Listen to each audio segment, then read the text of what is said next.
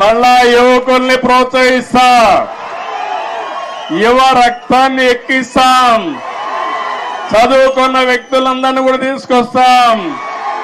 నేను ముందే విధంగా అయితే ఆలోచించానో ఇప్పుడు టెక్నాలజీ కూడా వచ్చింది కాబట్టి ఆంధ్రప్రదేశ్ ఒక విధానం, తెలంగాణ ఇంకొక విధానంతో ఆలోచించి ప్రత్యేకమైన శ్రద్ధ పెట్టి ఒక మంచి పార్టీని అభివృద్ధి చేద్దాం. ఇక్కడ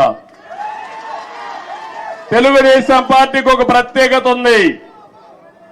అధికారం ఉన్న ప్రతిపక్షంలో ఉన్న ఎప్పుడూ ప్రజాపక్షంలోనే మనం ఉంటాం. ఈరోజు ఎన్టీఆర్ ట్రస్ట్ బిల్డింగ్ ఇది. మీరు పక్కన చూస్తే బ్లడ్ బ్యాంక్ ఉంది. భువనేశ్వరి గారి నాయకత్వంలో స్కూల్స్ పెట్టాం. ఆ రోజు నేను పెట్టిన తర్వాత నేను రాజకీయాల్లో యాక్టివ్